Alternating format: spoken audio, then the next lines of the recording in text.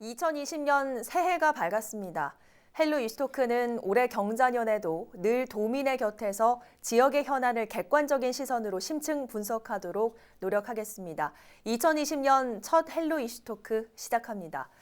오늘 헬로 이스토크에서는 2020년 올해 경남 도내에서 기대되는 여러 현안을 짚어보는 시간 가져보겠습니다. 안소동 시사평론가, 유진상 경남도 정책자문단 위원 함께합니다. 안녕하십니까? 네, 반갑습니다. 반갑습니다.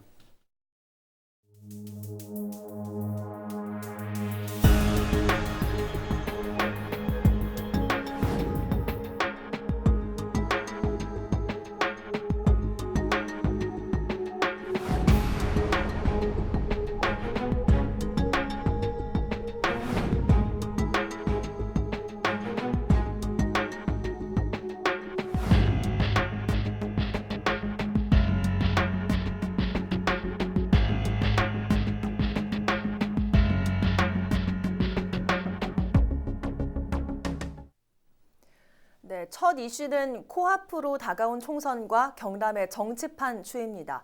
국직한 정치 거물들의 등장 소식과 현직 의원의 불출마 선언으로 뒤숭숭한 가운데 기대의 목소리도 들려오고 있는데요.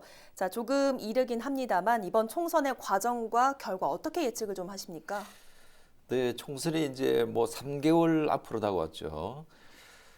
경남은 이제 정치적으로 상징성이 매우 크고 또 전직, 현직 대통령 나왔죠. 우리가 네. 대통령을 많이 배출한 지역이고 또 정치판이 또 실제 가장 더 뜨거운 지역이고 치열한 지역이죠. 그리고 이제 재작년이죠. 2018년도 지방선거에서 약 30년 그 보수당의 아성이 민주당이 무너졌죠. 네.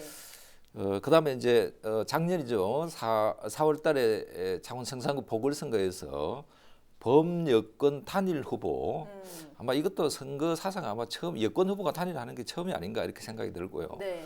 뭐 이런 것도 있었고 그래서 창원 성산구가 이제 워낙 이제 각축전이고 네. 우리가 그 투개표 생방송을 했지 않습니까? 맞아요. 도민들한테 아주 뭐 가장 신속하고 빠른 보도를 했다고 평가를 받고 있는데 자유한국당과 아주 그 박빙의 승부, 맞아요. 그죠? 이런 평가를 받았고 그다음에 경남 하면 아무래도 자유한국당이 이제 전체가 16개 의석인데 12개가 자유한국당 의석을 지금 차지하고 있고 네. 근데 한석이 줄였죠.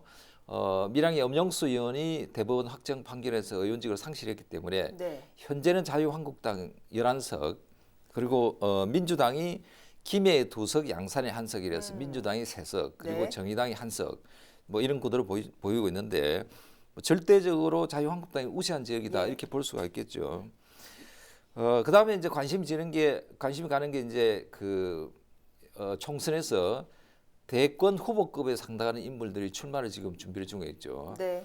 예를 들면 작년에 자유한국당 전 그 대권 후보였던 홍준표 의원, 네. 그다음에 김태호 전 도지사 뭐 이런 분들이 후보로 지금 뛰고 있고 그다음에 그 김해 지역은 저 민주당이 전부 다 의석을 가져갔지 않습니까? 네. 그래서 여기에 자유한국당이 이번에 그 탈환을 할 수 있을지 그다음에 창원 성산구에는 이제 보수당과 진보당 그 범여권 후보가 다시 리턴 매치가 가능할지 네.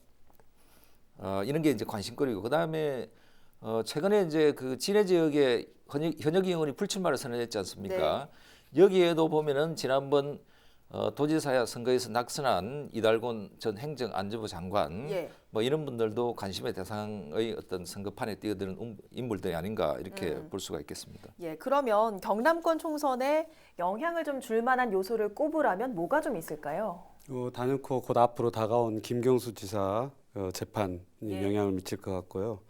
민주당에서 재윤경 서영수 의원이 불출마 선언을 했는데 네. 그 정치적으로 그것도 어떤 영향을 미칠지 이제 관심이 가는 부분이고요. 예. 아까 이제 박사님 말씀해주신 것처럼 대권 후보급들의 움직임들 어느 지역에 등판하느냐에 따라서 네. 많은 영향을 미칠 것 같습니다. 그리고 이제 최근에 양산시장 의령 군수 네. 이제 대법까지 이제 가게 됐는데 거기에 만약에 이게 단체장들 그 재선거를 해야 되는 상황이 벌어진다면 예. 굉장히 큰 파급 효과를 미칠 것 같습니다. 그리고 이제 정치 지형적으로는 지금 뭐 대충 정리가 된 것 같고요. 네. 결국 이제 경남 경기 경제를 얼마나 되살릴 수 있는 인물이 나오느냐에 따라서 예. 제일 큰 영향을 받을 것 같고 네. 그다음에 젊은층이나 신인의 공천 정도 음. 그리고 또 이제 재밌는 것이 경남 서부 내륙권이 유독 자유한국당 이제 강세였는데 맞아요. 거기서 이제 민주당이 얼마나 선전하느냐 그런 기싸움들 볼만할 것 같고요. 네. 경남의 선거구 이제 변하게 되잖아요. 4+1 합의 이제 만약에 된다면 16석을 경남 이제 유지를 하게 될 건데 네. 지난 그 총선과 비교해서 인구 변화가 별로 없기 때문에 아마 네. 현행대로 16석이 이제 유지가 될 걸로 예측이 돼서 네. 아마 거기에 대한 큰 변화는 없을 걸로 예상이 됩니다. 그리고 이제 결국 또 경남도가 국책사업 성과를 많이 냈었는데 네. 뭐 그게 이제 체감하는 시점이 점점 다가옵니다. 예. 총선에 가까울수록 예를 들면 남부 내륙철도라든지 진해 제2신항 네. 그다음에 무슨 뭐 핵심 산업 고도화하는 것들 음. 이런 것들이 얼마나 가시적인 성과를 내느냐에 따라서 네. 영향을 받을 것 같습니다. 그리고 이제 또 하나 저기 이제 관심 있게 볼 게 네. 경남 경제나 그 경쟁 그리고 효율성 이런 것을 경남을 볼 거냐 네. 아니면 평등과 분배 복지를 우선으로 할 거냐 어. 이 부분도 관심 있게 보여지는 부분이고요. 그다음에 경남은 그 유난히 다른 지역에 비해서 남북관계 유지에 굉장히 힘을 많이 써왔습니다. 네. 그래서 다른 지역보다도 더 남북관계 변화에 민감하게 반응할 걸로 예상이 됩니다. 네. 그리고 마지막으로 가장 중요한 게 음. 서민들 관심 갖는 부동산 가격. 네. 부영이 지금 4천 가구가 미분양인데 네. 예를 들어 이제 부영 같은 경우를 들면 4천 가구가 별거 아닌 것 같지만 경남 전체 부동산 가격을 거의 좌우할 정도 영향을 미치기 때문에 예. 주택 가격이라든지 지역 건설 경기, 그다음에 네. 결국은 서민들의 체감 온도까지 이제 영향을 미칠 거기 때문에 이런 부분들도 향후에 영향을 많이 미칠 걸로 보입니다. 예, 부동산 부분에 대해서는 조금 뒤에 더 자세하게 짚어보도록 하고요. 자, 총선 전망에도 언급이 되듯이 올해는 김경수 도정의 절반이 또다시 시작되는 시점이기도 한데, 자, 썩 좋지 못했던 평가에 대해서 김경수 도정은 뭐 마중물이었다 이런 게 좀 설명이었는데 올해부터는 어떤 좀 결과가 가시화될 거다 이렇게 봐도 좀 되겠습니까? 네, 그동안 사실은 이제 시작 첫걸음 단계였기 때문에 평가를 수치화 시키기가 되게 애매한 부분이 있었는데 네, 이제 올 초부터 대형 국책 사업 영향 평가가 시작이 되고 예, 그리고 이제 또 착공이 들어가는 것들도 되게 많습니다. 공약에 대한. 그다음에 김경수 지사의 공약 이행률도 40~50% 육박하기 때문에 네, 이 성과가 수치화, 정량화 또는 가시화되는 시점들이 다가오기 때문에 그런 부분들이 영향을 미칠 거라고 보고요. 예, 예를 들면 남부 내륙철도가 5조, 그다음에 부산 신항에서 김해 고속도로가 1조, 뭐 이런 국책 사업들이 있는데 최근에 지역 의무 공동 도급 제도가 생겼습니다. 예. 이런 그 국직국직한 국책 사업을 할 때는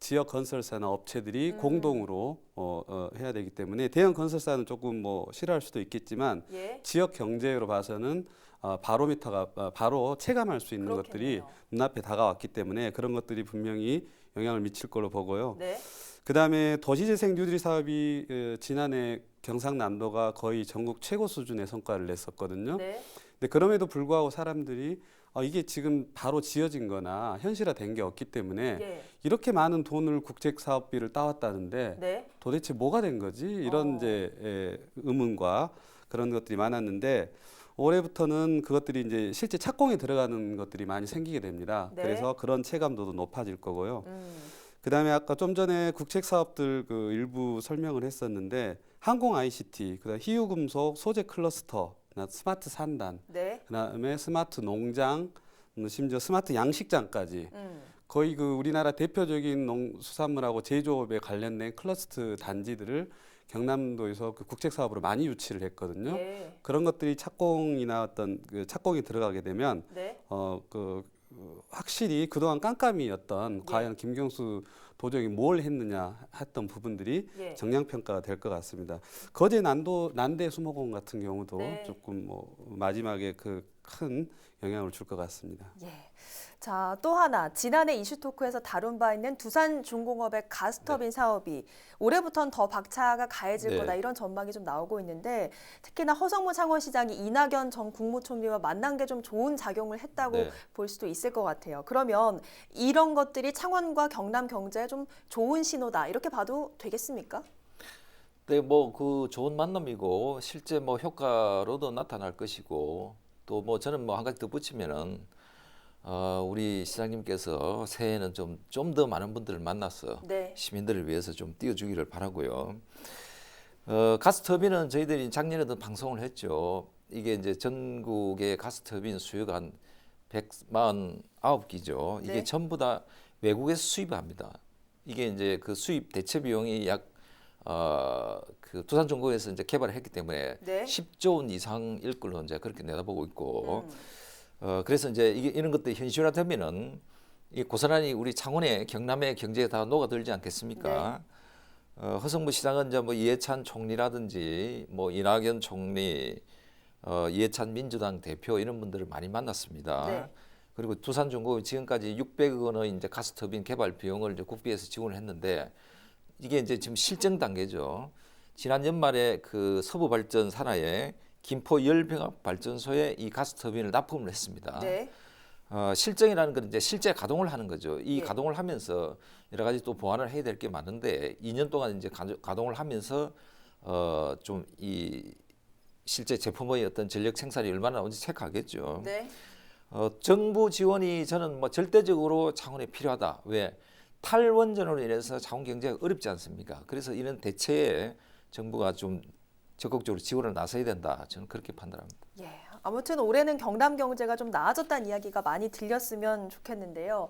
자, 경제가 좋아지면 도민의 삶도 나아지고 결국 선순환 구조로 돌아가게 될 텐데 지난 연말에 또 하나의 청신호도 있었습니다. 바로 부동산 경기 회복인데요. 올해도 계속 이어질지에 관심이 모아지고 있습니다. 관련해서 지난 이슈토크에 출연해서 부동산 경기 반등에 대해 말씀해 주신 정상철 창신대 교수 전화 연결돼 있는데요. 잠깐 이야기 나눠보죠. 안녕하십니까? 네, 안녕하세요. 예, 예. 네, 일단 지난해 하반기부터 창원 지역의 부동산 경기가 좋아지고 있다라는 소식이 들렸는데 올해도 이런 상승세가 계속 좀 유지될 거라고 보십니까? 예, 지금 창원에 갭 투자자들이 갑자기 들어와서 최근에 창원의 일부 아파트들을 싹쓸이를 했죠. 쉽게 네. 말하면 매수를 했죠. 그래서 일부 아파트들이 보면은 가격이 급등했습니다. 예, 그런 분위기를 타고 창원의 중동의 유니시티 아파트 저런 아파트들도 대체적으로 많이 올랐던 것은 사실입니다. 예. 예, 그러나 지금은 그 태풍이 갭 투자자들의 그 투기 바람이 그 태풍이 지나가고 창원의 주택 시장이랄까 그 가격이 좀 잠잠합니다. 네. 그래서 잘못 또 이렇게 알고 있으면은 계속 창원의 집값이 올라갈 것이다라고 이렇게도 알고 있는데 지금은 네. 그렇지는 않습니다. 아. 한번 갑자기 올랐기 때문에 또 조정기를 거쳤다가 또 뭐 내년쯤 조금 올라가는 모르겠는데 지금은 계속 상승은 이어간다고는 볼 수 없습니다. 창원의 아파트 값이 이렇게 오르려면은 무엇보다도 창원의 지역 경제, 창원의 주력 산업 이 자체가 경기가 뒷받침돼야 된다 이렇게 봅니다. 그렇기 때문에 아파트 값이 또 오를 거다고 이렇게 섣불리 관망하는 것은 조금 주의를 해야 되지 않나 이렇게도 보입니다. 예, 그렇다면 이런 현상에서 부동산 매매를 할 때 조심할 부분이 있다면 뭐가 있을까요? 조심해야 될 것은 이제 쉽게 말하면은 너무 분위기에 휩싸이지 말고 예. 부동산을 기대 심리인데 뭐 오른다 카더라 이 카더라 통신에 너무 의존하면 안 되겠습니다. 예. 예, 아파트 값이 상승하려면은 다시 말하면은 지역 경제나 인구 유입이 이렇게 좀 떠받쳐 줘야 되는데 아직 창원으로 와서는 그렇게 큰 호재가 당장은 없기 때문에 지금 잠잠한 상태로 내년은 이렇게 간다 이렇게 보입니다. 예, 알겠습니다. 오늘 말씀 고맙습니다. 네, 감사합니다. 네, 다음은 사회 분야로 넘어가 보죠. 작년 하반기 창원 마산 하폭으로 시끌벅적하게 했던 서성동 성매매 집결지 CCTV 문제. 해를 넘기지 않고 CCTV를 설치하는데 성공을 했습니다. 올해부터 그 효과가 시작된다고 봐야 할 것 같은데요. 자, CCTV 설치와 서성동 폐쇄 어느 정도 연관이 있을 거라 보십니까?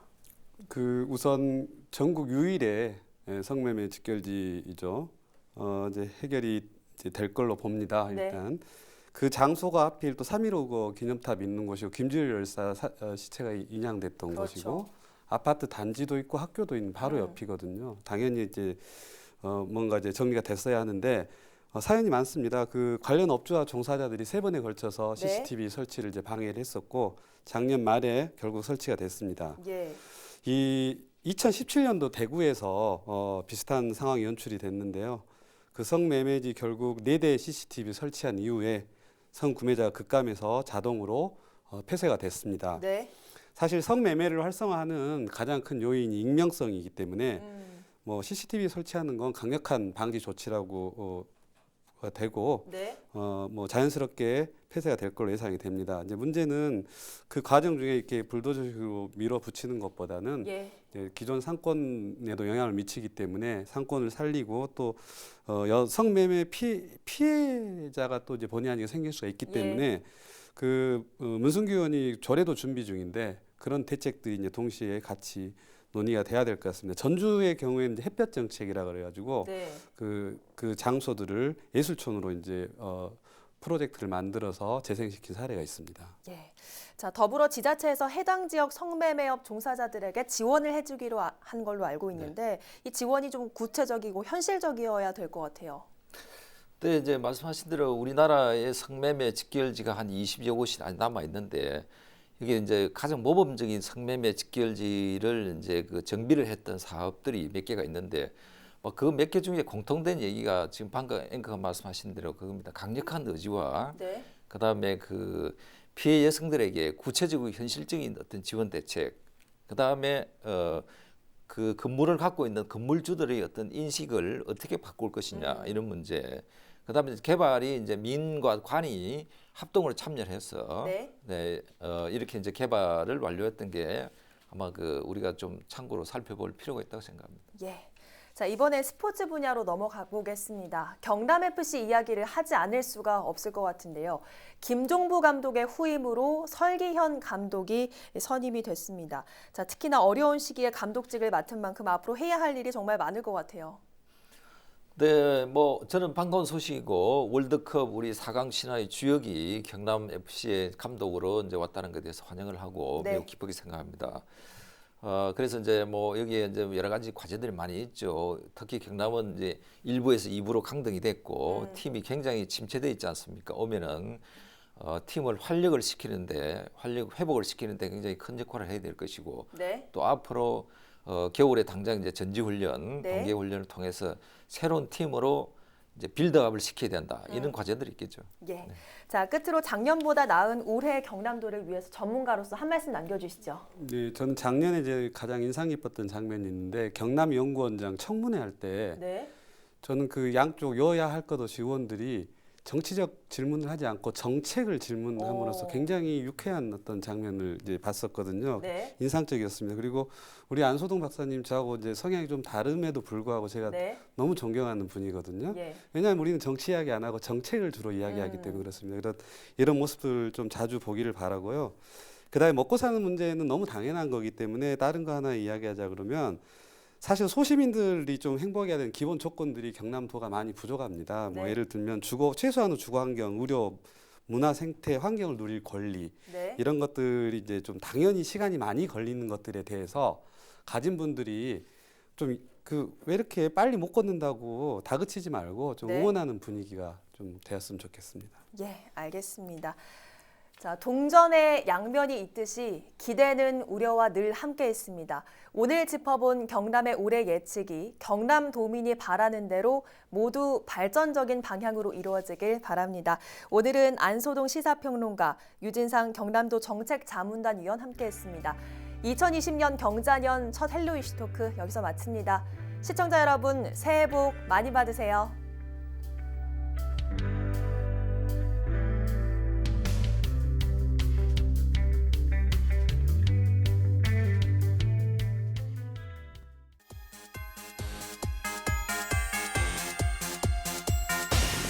Have a good time.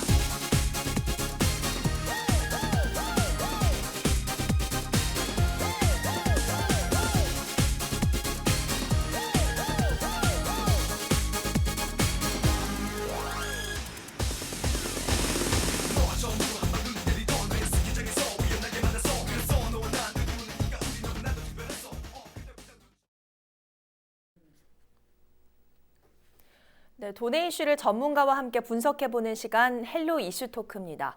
경남도와 서울시 중소벤처기업부가 야심차게 만든 간편 결제 시스템 제로페이 기억하시죠? 어려운 소상공인들을 돕는다는 취지로 눈길을 끌었지만 재작년 12월 출범부터 지금까지의 성적표는 초라합니다. 하지만 그간의 노력을 볼 때 올해 다시 도민에게 다가설 것으로 예상되는데요. 자세한 내용 전문가 두 분과 함께 분석해보죠. 하선영 경남소상공인연합회 제로페이 사업단장, 창원시 소상공인연합회장을 지낸 승장권 한국양봉진흥원 대표 함께합니다. 안녕하십니까? 안녕하십니까? 안녕하십니까?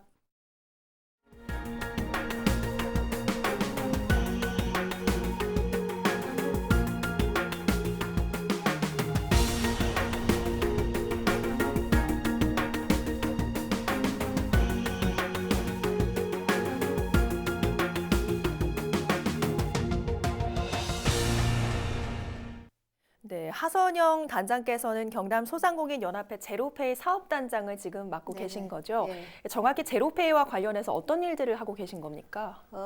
저희는 경남 소상공인연합회에서 일하고 있고요. 네, 제로페이에 관련해서 제로페이에 관한 모든 것, 네, 그런 것들을 일하고 있는 거죠. 예. 지금 좀 중점적으로 10개월 동안 했던 사업들은 네. 어떤 부정적인 언론이 만들어낸 좀 부정적인 이미지가 있었습니다. 그 부정적인 이미지를 좀 긍정적인 이미지로 바꾸는 데다가 주안점을 뒀다고 생각합니다. 예. 그러면 네. 자, 언론에서는 좀 제로페이의 성과를 부정적으로 본다라고 네, 말씀을 네. 해주셨는데 네. 경남 소상공인연합회 제로페이 사업단장으로서 자, 출범 첫 해 성과 어떻게 분석을 하십니까? 예.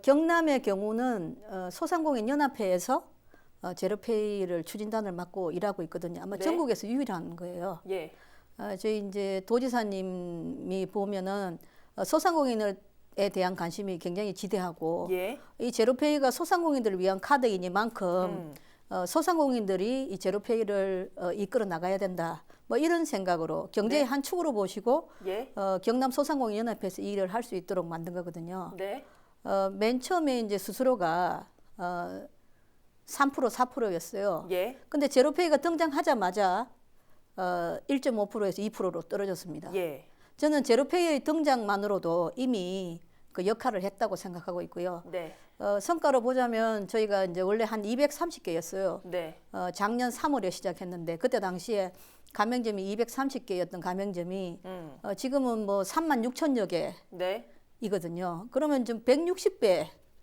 가맹점으로 인해서도 160배 성장했다고 봐야 되니까 예. 저희가 봐서는 엄청난 성과라고 할 수 있습니다. 예, 특히나 뭐 가맹점도 많이 늘어났지만 네네. 제로페이의 이 등장으로 인해서 카드 수수료가 네네. 많이 내려간 점은 예. 분명히 좀 장점인 것 같습니다. 그렇습니다. 자, 승장권 위원장께서는 전 창원시 소상공인연합회에서 회장을 또 지내신 바도 있고 네. 현재는 대형 매장 입점 저지 대책위원장직을 맡고 계시죠. 네. 제로페이에 대한 소상공인들의 생각을 가장 직접적으로 보고 또 듣고 또 느끼고 계실 것 같아요. 예. 가장 뭐 소상공인 입장에서 경남 제로페이 1년의 성과를 좀 짚는다면 어떻게 보십니까? 예. 제로페이 시행 1년이 지난 지금 시점에서 본다면은 초기에 수수료가 제로라는 점에 크게 기가 번쩍 떠였던 때가 네. 있습니다.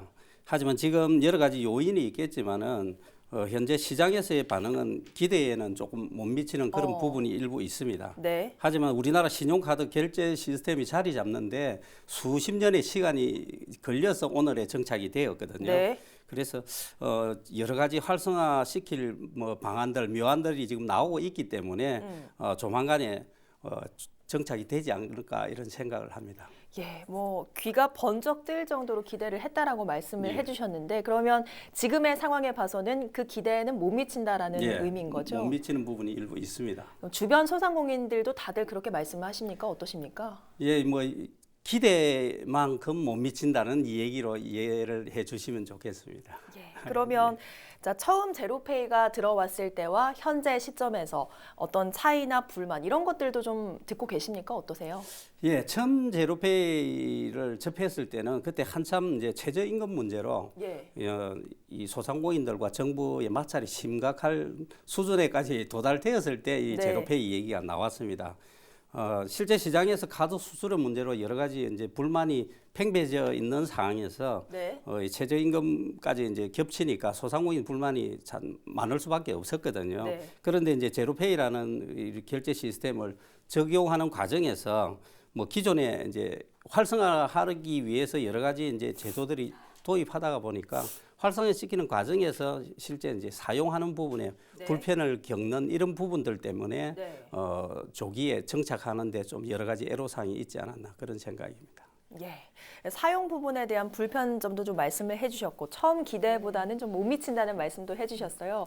직접 이런 소상공인들의 입장을 들으시니까 단장님은 좀 어떠십니까? 저희는 소상공인들을 이제 매일같이 만나고 예. 또 그분들의 이야기를 많이 듣기 때문에 잘 알고 있죠. 예. 저희도 가맹점도 막 또 찾아가서 이야기도 들어보고 하고 있는데 이거는 네. 사실은 이제 중앙에서 한국결제진흥원이라는 곳에서 야, 이 부분이 좀 불편하다 이런 부분이 있다면 빨리 개선하게 해주는 것이 이제 굉장히 중요한 것 같고 네. 저희는 가운데서 그 이제 소상공인들이 필요한 이야기들을 듣고 거기다 네. 전달하는 일도 또 저희가 하고 있는 거고요. 예.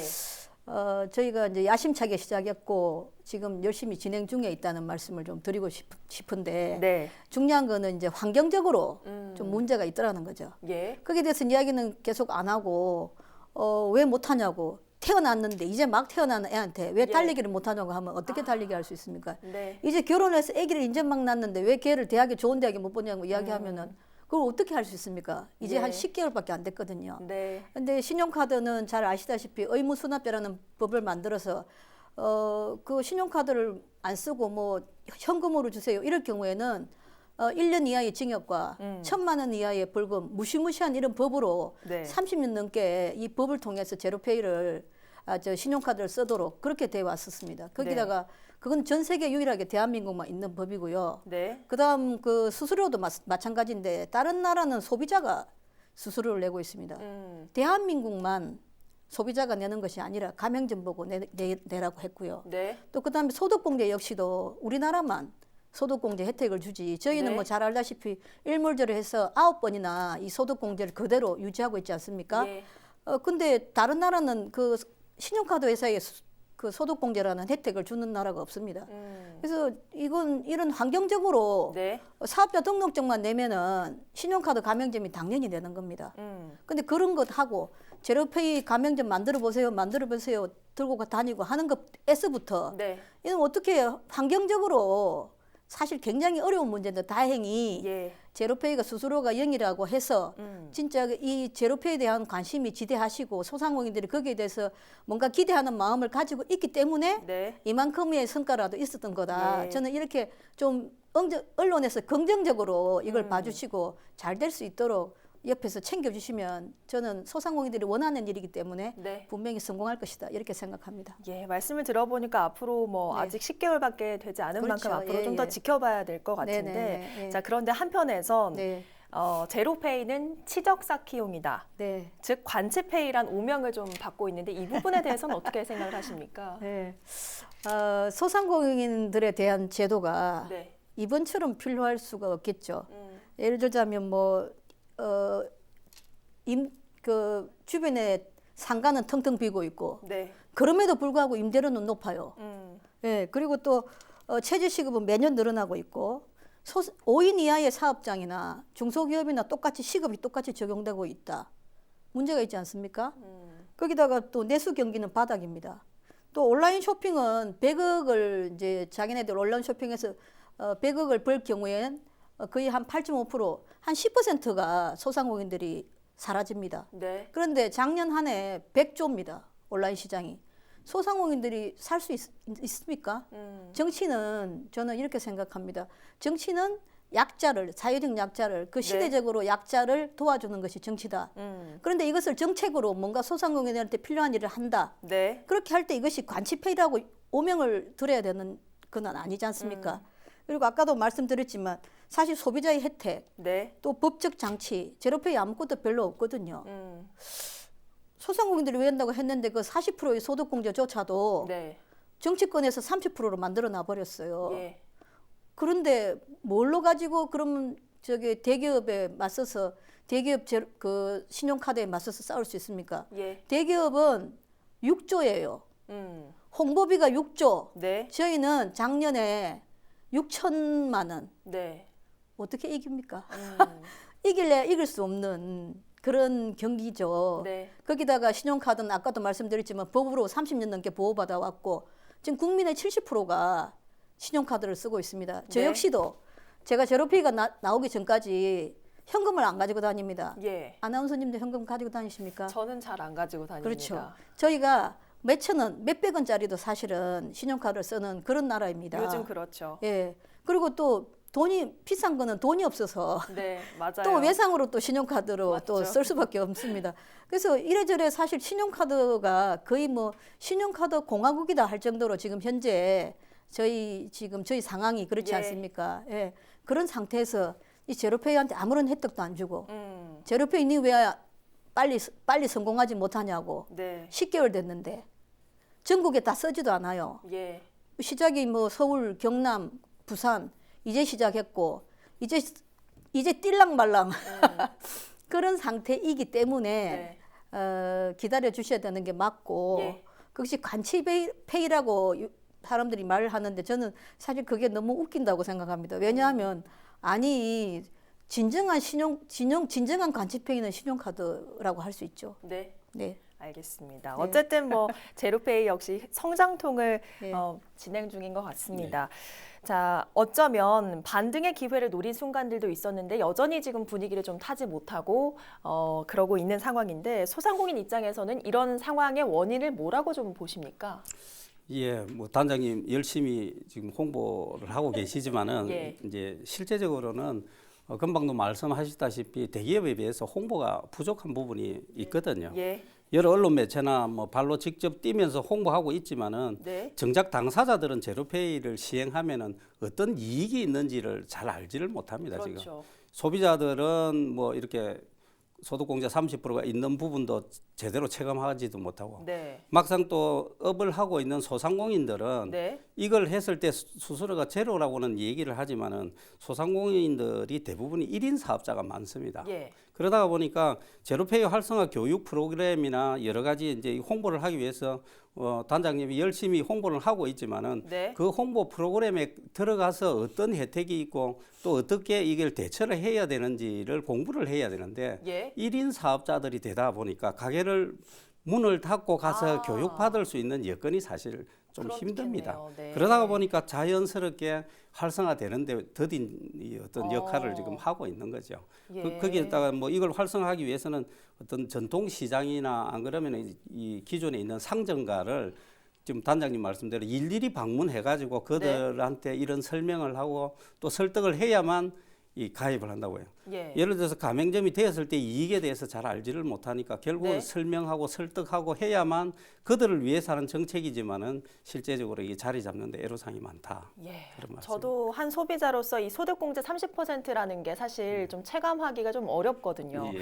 자, 그러니까 이 소상공인 수수료 제로화에 대한 이런 홍보라는 것들이 좀 실용성이 떨어진다, 정형화되어 있다 이렇게 지금 보시는 거죠? 좀 그런 부분이 있습니다. 왜냐하면은 기존에 이게 홍보라는 게 지자체 단체장들이 직접 어깨띠 메고 또 이렇게 또 직접 상품 구매도 일부 하면서 이런 이제 일회성 홍보에 좀 치우치다가 보니까 실제적으로 활성화하는 데는 여러 가지 제약이 있습니다. 그래서 요즘 뭐 젊은 친구들이 많이 활용하는 SNS라든지 어떤 뭐 기타 또 공무원들이 사실은 이게 정부 정책이 만들어지면은 일부 솔선수범하는 이런 부분을 좀 보여야 네. 될 부분들이 있습니다. 그래서 어떤 뭐 공적인 업무를 보는 부분에서는 네. 최우선적으로 결제를 하는 부분에서 제로페이라든지 이런 걸 우선적으로 하다가 보면은 예를 들어서 공무원이 어떤 뭐 식당이라든지 어떤 네. 가게에 가서 제로페이 가입하셨습니까? 이렇게 물어봤을 때 예. 가입이 안 돼 있다고 그러면 예를 들어서 되돌아 나온다면은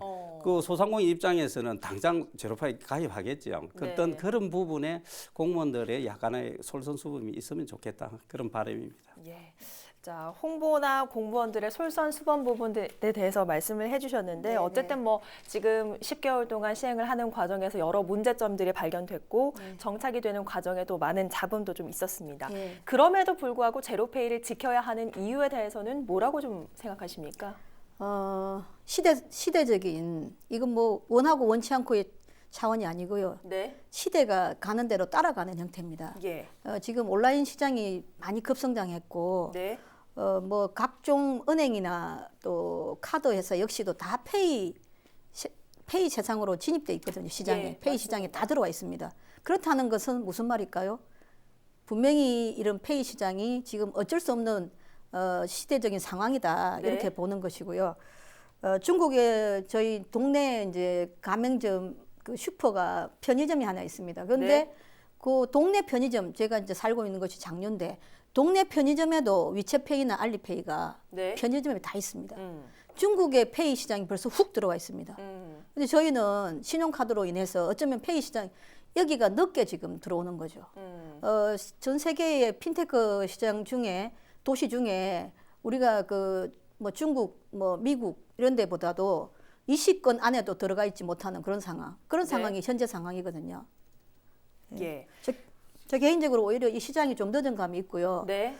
제로페이가 소상공인들이 스스로를 없애주는 1차원적인 그런 방식이 아니고 온라인 시장에서 제로페이 가맹점들이 고객을 만나고 홍보하고 또 그거로 또 살아나갈 수 있는 그런 시스템을 정착시키는 것 그것이 이제 기반이 되어야 되는 것이기 때문에 네.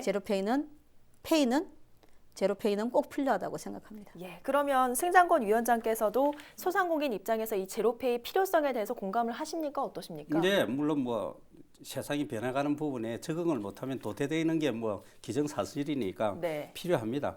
그리고 요즘 또 결제 방식이 좀 다양해졌습니다. 현재 모바일을 통한 여러 결제 방식 중에 뭐 하나가 제로페이가 하나가 되겠지만은 네. 어찌됐든 소상공인 입장에서는 최저임금과 불경기 뭐 여러 가지 소상공인들이 업을 하는 부분에 어려운 점이 많지만은 네. 그래도 이게 수수료가 제로라는 이렇게 메리트 있는 어떤 상품일 수밖에 없거든요. 제로페이가 수수료가 제로가 된다는 것은 네. 소상공인 입장에서는 사실 좀 메리트 있는 이 상품입니다. 네. 그래서 이제 신용카드나 기존 결제 방법보다 뭐 얻어지는 인센티브가 좀 더 많아진다면은 네. 아마 계속 소비자들이 좀 더 많이 이용하고 또 많이 이용하게 되면 자연스럽게 가맹점이나 이용자 수가 저절로 늘어나지 않을까 하는 그런 바람입니다. 예. 어쨌든 작년에 이어 현재까지 여러 보완책들이 지금 나와 있습니다. 아직까지 네. 효과는 좀 미미한데 네. 올해부터는 이 효과를 좀 기대해봐도 되겠습니까? 어떻게 기대도 보세요? 될 것입니다. 일단 페이계의 플랫폼입니다. 제로페이는. 네. 앞으로 뭐 카카오페이 같은 것도 제로페이 안에 들어올 수 있고 지금 각종 페이들이 싹 다 제로페이 안에 들어와 있거든요. 예. 그리고 또 중요한 거는 네. 올해는 교통카드라든가 또 뭐 여러 가지 경남사랑 상품권, 지역사랑 상품권, 지역 화폐들이 좀 더 많이 제로페이와 연동해서 지역 화폐를 쓸 수만 있다면 네. 제로페이는 아마 민간 협력 사업으로 충분히 성공할 수 있는 사업이다 이렇게 생각하고 있습니다. 예. 어쨌든 필요한 건 수혜자인 소상공인과 소비자가 얼마나 움직이고 사용하느냐일 건데 자, 창원 소상공인 대표로서 앞으로 할 일이 좀 많으실 것 같아요. 제로페이와 소상공인의 상생 방안은 뭐라고 좀 보십니까? 예, 뭐 우선 수혜자인 소상공인들의 인식 개선이 좀 필요합니다. 예. 현실적으로 우선 가맹점 숫자를 좀 많이 늘려야겠고요. 예. 그다음에 이제 아울러 소비자들에게도 제로페이 결제를 통해 얻어지는 이익이 좀 더 많이 있어야만 네. 활성화될 것이고 현재 소득공제 30% 이외에는 별다른 소비자들에게 인센티브가 없습니다.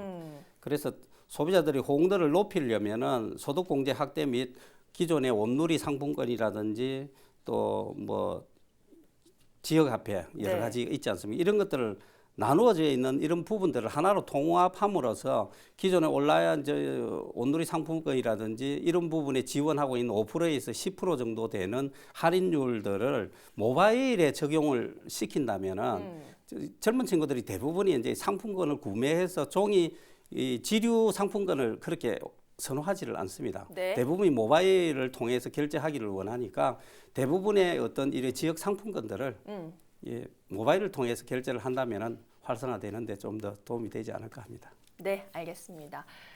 큰 효과를 기대하는 정책은 대부분 장기적인 과정과 지속적인 관심을 필수 조건으로 합니다. 제로페이도 동일 선상에서 성장통을 겪는 것 아닐까 싶은데요. 올해 소상공인과 소비자, 경남도가 함께 지역경제 풍년을 일구는 씨앗이 되길 바랍니다. 오늘 헬로 이슈토크 여기서 마칩니다. 함께해 주신 여러분 고맙습니다.